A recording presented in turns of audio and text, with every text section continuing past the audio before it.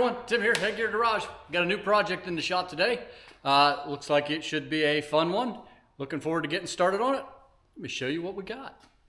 We've got a 2011 Nissan Juke. Has about 130,000 miles on it, just shy of that. Found this on Facebook Marketplace. Based on the price, could not pass it up. It's got a few issues. Nothing I would consider too drastic. So let's do a quick walk around. I will start by saying the rear end is opened. Rear hatch is open, basically because the battery is shot on it. So with these Jukes, the way the hatch is open, this little button right here, it is electronic, so with no power you can't open the hatch. So I had a power pack on it, got it open, and I've just left it open. So as we can see in the back here, these mats did not actually come with the car. As you can see, they are Nissan Juke mats. They are from our other Nissan Juke. We replaced them with a different brand. But yeah, so the back it's dirty, but it's not torn or tore up or anything. We got the spare in here. Got some foam blocking, nothing special. We'll get into that. Yeah, the jack is down under there. I can see it. Everything looks pretty good. Let's get that back down. See if the seats fold down here. Yep, that one works. That one works. Okay, again, if we look inside here, it is it's pretty dirty. Well, it's very dirty. They had a pet, just like we do, and it needs vacuumed out, and I'll end up shampooing all these seats, and we'll see how the carpets turn out. We'll get everything cleaned up in there, but there are no tears in this seat. Yeah, the seat's in good shape. It just needs a good thorough cleaning. Can't get in this one quite as well. This one, I don't know if you can see it or not. This one has a tear in the seat. Right there. You can see it in the center of the screen right now. Runs down the side, and they've patched it. They stitched it up. They didn't patch it. They stitched it up the best they could. It's not terrible. Not going to be able to do much about this particular section right here. Let's see if I can get this to stand. Not going to be able to do much with this particular section, but I think I can maybe work this section and get it a little nicer. The bottom actually doesn't look too bad. It's not torn anywhere. It's probably a little threadbare, but it's not torn. Definitely, again, all needs scrubbed up really bad. Same on that side. Steering wheel's in good shape. Could use a cleaning. Not bad. Does have, well, let's go up here. Does have the sunroof. These are for luggage racks that the car didn't come with, unfortunately. Nothing I can do about that. Smells good in here. There's an air freshener over there in that vent on the far side. Tires are actually in really good shape. The previous owner said they had just replaced them not that long ago. They are all looking pretty good. Looking for, yeah, there's a wear bar right there, and it's got quite a bit. Headlights, they need polished out, but we can do that. No problems there. There's some paint issues, clear coats, paint issues here. The clear coat's coming off. Clear coat's off right here. Hood's all chipped up. Clear coat failing. Kind of hard to see it on camera, but it is. Okay, so under the hood, as I said, the battery is out. I have a new one right there for it. We'll end up replacing the air filter. We'll do an oil change on it. This should be, if I know what these are, this should be the intercooler tube. We'll have to take that off because, so I don't know if you can see this. See if I can get a better lighting on it, get a better angle on it here. Anyway, right there in the center of the screen, you'll see a rusty spot. See if I can get this set up. Right there. That is where the pulley was supposed to be for the alternator and for the serpentine belt. That pulley decided to prematurely eject and left the chat, taking the serpentine belt with it. And that put this whole motor into Bluetooth mode. And yeah. Anyway, so that caused this battery to die quickly. And we now have a brand new alternator.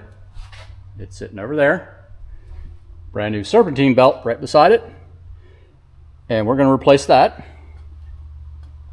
The other thing that it needs is this mass airflow sensor is bad. I have that. And then we have a brand new passenger side front axle assembly for it. So we'll put that in. It's actually still there. It's just this boot's torn, ruining the CV joint. So we'll replace that. Now in order to replace this alternator though, you pretty much got to take this whole clip off and then that intercooler, making it so much easier. And then I'll have to, this tire is the one I got to change the axle on, but I also want to take as much of that inner wheel plastic out. That'll help me when I'm putting the serpentine belt back on to get access to all this area here. Will be a lot more readily available. Okay, we got it up here in our teeth. Let's start taking this thing off. A whole bunch of plastic pieces that need popped off.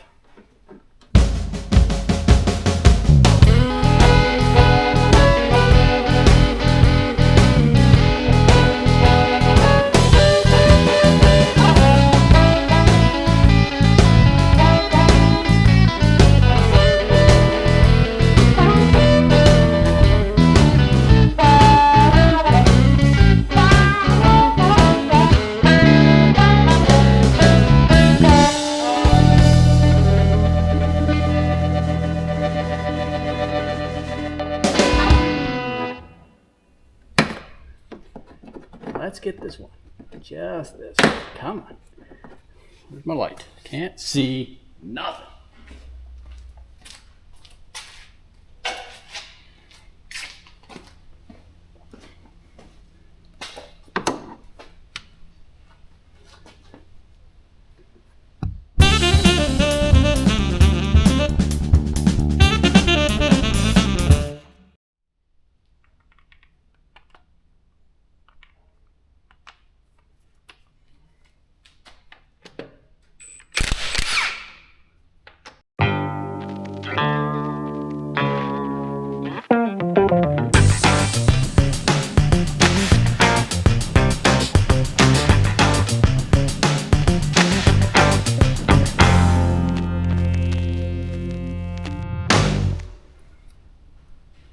All right, let's see if we can't get this thing to come off of here now.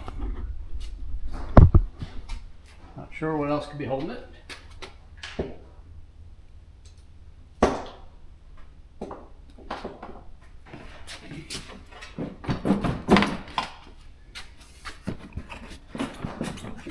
Oh, I know what's holding it. I never took this bolt out. Never took this bolt out. Trying to rip the whole front of the car off.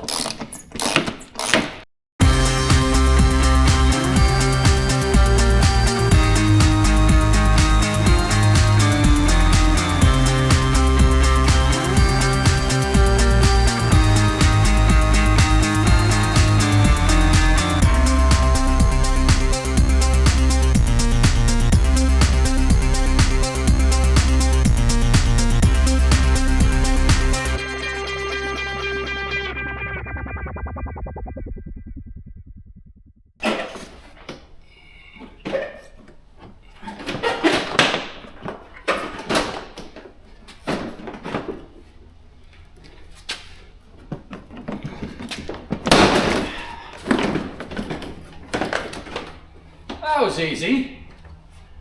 No.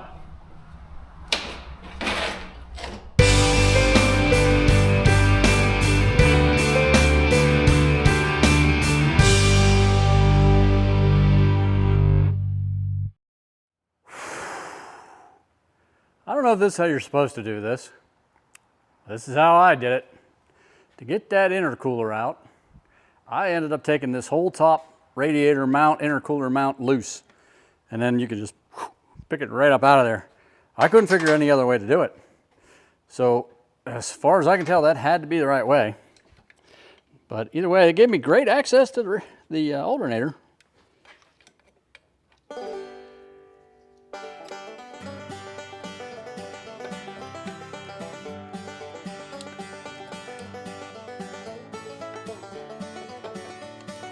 Go. That was easy enough.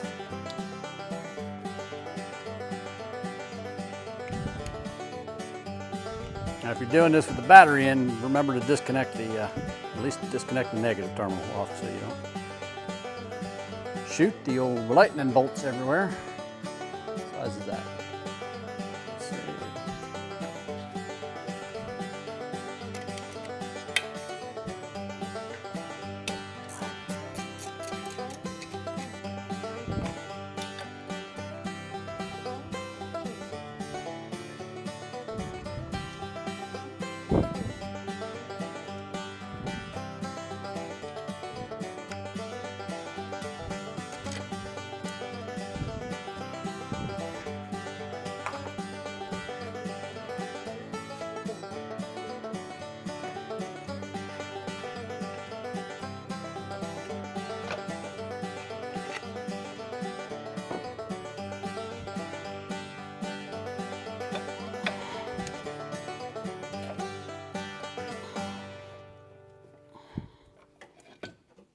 That's what she looks like. That's what it's supposed to look like. 3 prongs. That all looks right to me. Loosen these things up. You can't pull the bolts out because they're going to hit against here, here, and here, against the frame. So what they did was they put this slot in here. There's a slot in there, so you only have to pull the bolt out to there, and then it'll clear. Same here. There's a slot right here. So you pull the bolt out to there and it'll clear.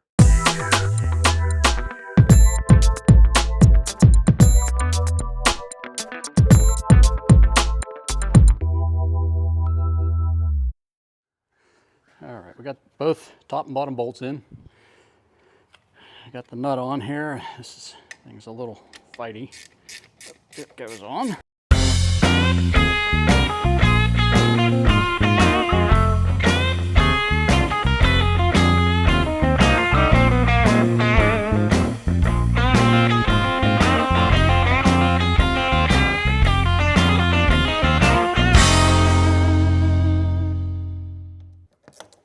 Yeah, definitely way easier taking this crossbar off.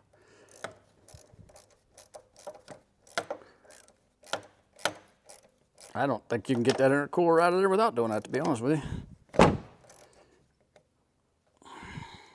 Again, as I said, this is my first time doing it, so I'm learning along right with you guys.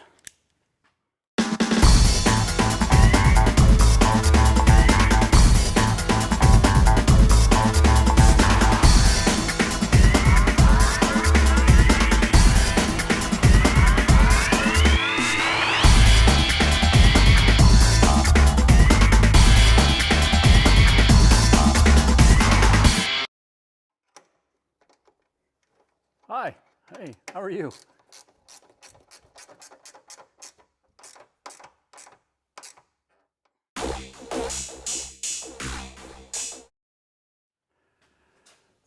Okay, let's take my temporary hood propulator 3000 out of there. Put that bad boy up there. Okay.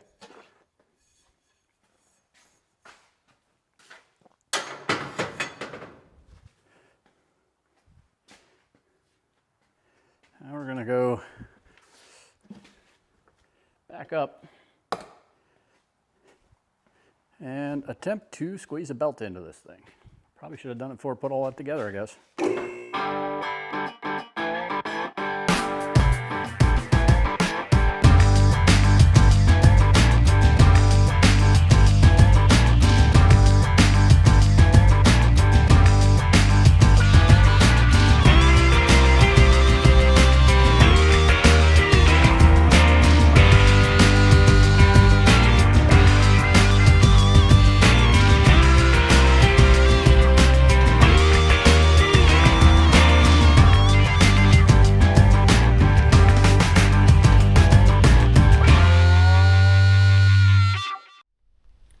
All right, everybody, it is the next morning. I stopped for the night because it got a little late. Let me give you a little update on what we had, though. We left off, I had just finished putting the alternator in and the intercooler back on, which I'm actually going to be taking the intercooler and that back off, and I'll show you that in a minute. But I was headed over here to put this belt on, the serpentine belt right here. I got the belt from Advance Auto, and that's not really relevant. This is nothing about Advance. The belt I got, though, it's kind of one of those things when you get what you pay for. I bought their budget-friendly belt, the cheapest belt they had, basically. And when I went to put it in here, I struggled and fought with this belt, well, not this belt, with the belt for about an hour. I could not get that thing on there, and I thought, well, you know, I've never claimed to be the world's greatest mechanic, but I know how to put a serpentine belt on, and I could not get that belt on there. So I finally, after an hour of struggling, realized that this isn't right, and went back to Advance, took them that belt, and said, "Can you show me the next highest belt you have, the better grade belt? Because this belt doesn't fit." And the guy looks it up, and he said, "Well, that belt's the one that says it's for that car." And I said, I know that, but it doesn't fit." So he went and got the next belt up, which was like $13 more. And I stretched them out together, and it was longer. So the cheapo deluxe belt that I bought, while claiming to be for this car, was not for this. Well, I mean, it was made for this car. It was just made poorly manufactured, and did not fit this car. Went, got the next belt up, came back, put it in there, swung the tensioner out, which is up under there, swung the tensioner out, and in less than 5 minutes had that belt on. So, you know, lesson learned. If it's not fitting, don't struggle with it. Probably just a poor quality part, which is pretty common these days. But anyway, so that belt is on there. I didn't record all that because of all the struggle. I didn't think a belt would actually be that hard to put on or have that much issue with putting it on. So I thought, there's no reason to show that. Why I said I'm going to be taking this intercooler back out is these rubber caps, isolators, these rubber isolators on both top and bottom. There's two of them on the bottom, two on the top, are all shot. So we're getting new ones ordered. They'll be in shortly. All right, we've got the initial setup in place here. Let's get started here, see if we can't get this assembly apart so we can get the axle replaced.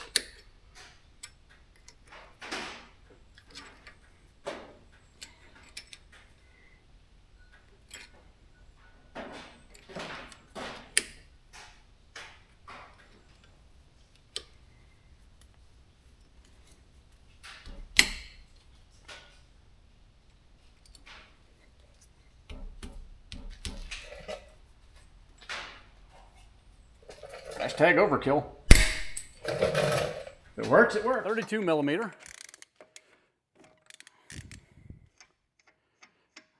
Just so you know, I had this thing down on the ground and I popped that loose before I ran it back up and started the camera, so it wasn't that easy to get off of there. I had a big breaker bar on it.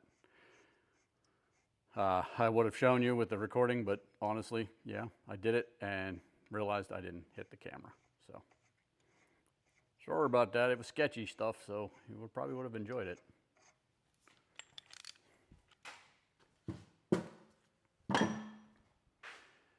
All right, the next thing we got to do is let's bring it in here a little closer. You can see, got to take the strut bolts loose so that we can tip this whole assembly forward, and then we'll get in here and start working on getting the axle out.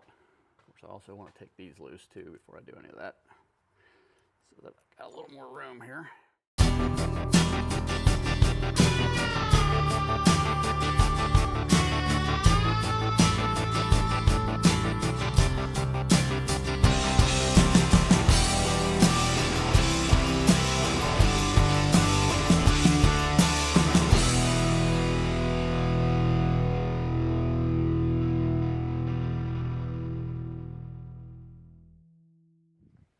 Okay, so there's 2 bolts.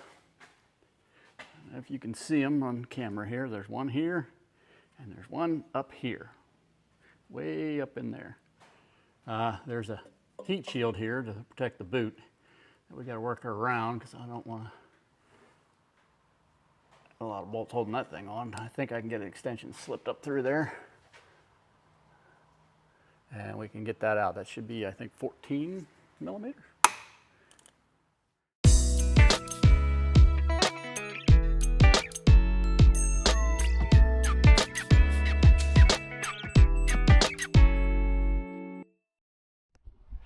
Okay, so normally with these axles, you just have room to pull this down and pull backward.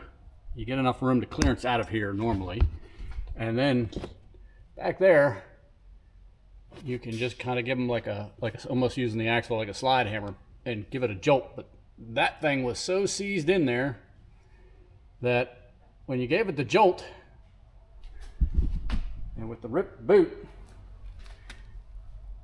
it just came right out and left that thing in there. So now, well, now we're in it. So now I'm just kind of trying to figure out what to do here that I can get that thing out of there. Thinking I might try to drill a hole right here and then spin it and then drill another hole on the opposite side, run a bolt through it. Try to clamp onto it maybe with a slide hammer. I don't know. We'll see. Let me think about it for a minute and I'll bring you right back. All right, I got updates. Things really kind of quickly there. So where we left off, the drive shaft, the CV shaft, was seized into the car. So I got it out. I had to get the slide hammer out, and then I goober welded up a plate to it because it's the only way I could get it on there. The plate was twisted up a little bit and it was in there crooked, and I just kept globbing weld on there until it finally took, and it popped off once and I re-welded it back on and got it out the second time. But yeah, I mean, it was in there. It did not want to let go. So then when it came out, it just decided to pee everywhere. So it's all over the floor there, but that's fine.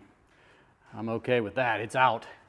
Now the fun, and I did end up taking to get all that together, I took the brake caliper off and hung it up out of the way, and that gave me a little more wiggle room down here anyway. So let's get the other one back in here now, and hopefully that goes smoother than the out process. Some gloves on and put some of the old anti-seize on there, try to prevent that from happening to the next guy, because I know I don't plan to ever do this again. At least not on this car.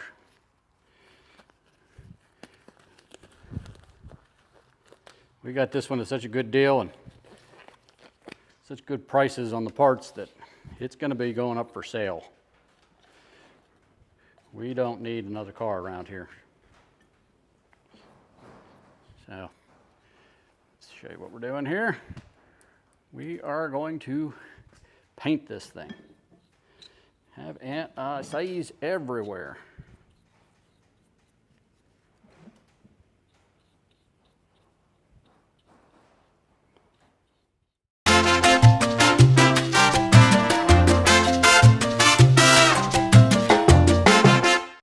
Let get this thing locked in there, and I'll bring it back. Camera's kind of in my way. We're gonna go over that again. I'm not sure what the camera was doing there. So, we have it all back together. Axle's in. The bolts holding the housing in are tightened and torqued. The strut assembly bolts that I took out, tightened and torqued. ABS speed sensor on and reconnect it in all the different spots. The brake line, I popped this one clip out, gave it more slack, it's back in, clips back on. Bolts for the caliper back on. This nut has been put on, torque to specs. That was 136 foot-pounds. Cap put on, a new cotter pin installed. The next thing we're going to do is we're going to bring it down and install the battery and the mass airflow sensor I have for it. First things first, we're going to put the tire on. But yeah, that's why this clip's not back on here though, is one, it gives me better access to get it out, and two, I'm going to sand and polish these things out, and it's a lot easier to do when that clip over there is not on, because these lights are so recessed into it. This gives me perfect access to clean them up and fix them. But that won't be today, that'll be tomorrow, because I'm going to get these couple things done and then I'm calling it a day. So let's get this tire back on.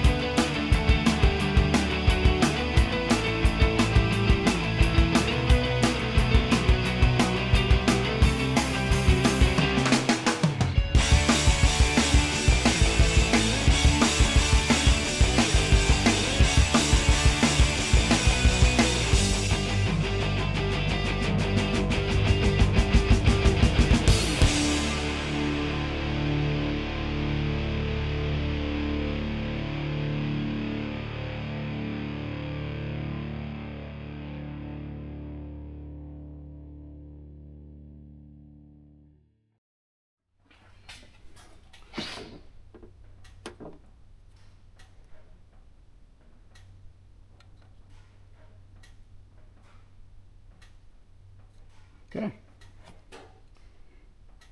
Same to me.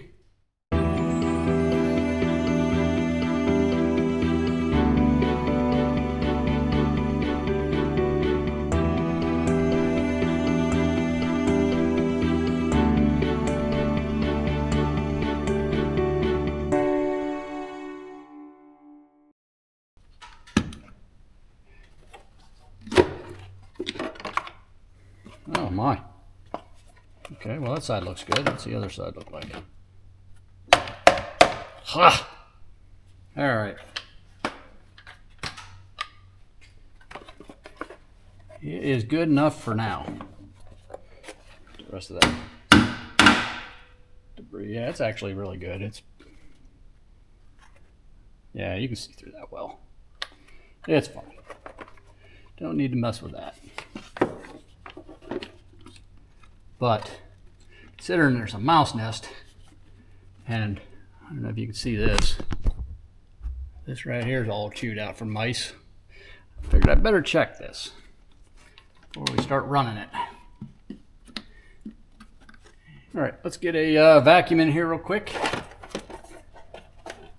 Suck the rest of that stuff out.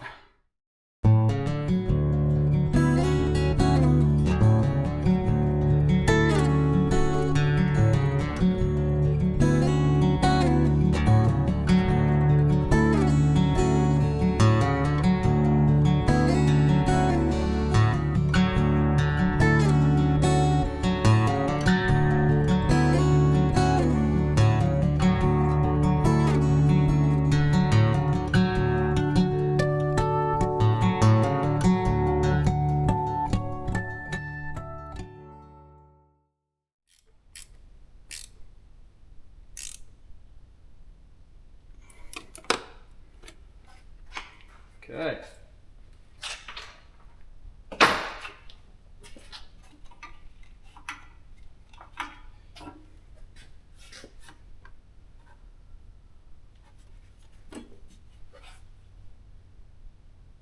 Belts on. good. A little low, but good. Still well within the safe range.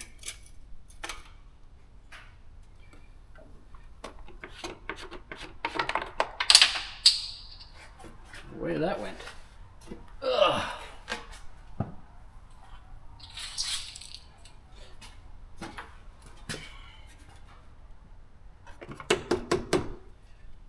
Reservoir's low. Brake fluid's good. Let's fire it up real quick, see what she does.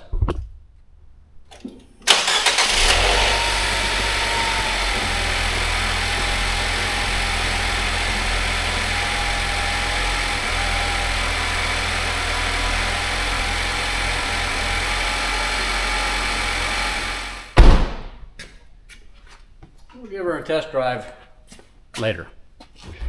Hey everyone, as I'm editing the video on the Juke, I noticed that it's getting pretty long. So in order to keep the videos at a shorter, more enjoyable length, I'm going to go ahead and end it right here. And we are going to pick it back up in another video where we'll show you, we'll do the completion on it. We've got a lot of exciting stuff left to do yet. We're going to do a full interior and exterior detail on the car, and I got a couple other little details and things we're going to do as well. So please, if you enjoyed this video, consider hitting that like button. Also, consider hitting that subscribe button. Both of them go a long way to helping the channel out. Neither one costs you a dime. We're happy that you're here. Hope you enjoyed it. Hope to see you on the next one. Thanks, Tim, Headgear Garage. We're out.